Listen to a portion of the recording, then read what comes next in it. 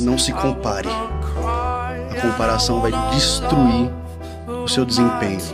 Respeite o processo e acredite em você. Se você está estudando e está fazendo o que tem que ser feito todos os dias com disciplina e foco, você vai chegar lá.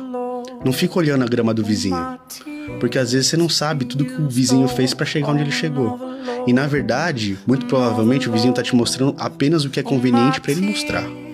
Então, acredite no processo e continua, porque se você ficar se comparando com outras pessoas, isso vai te destruir.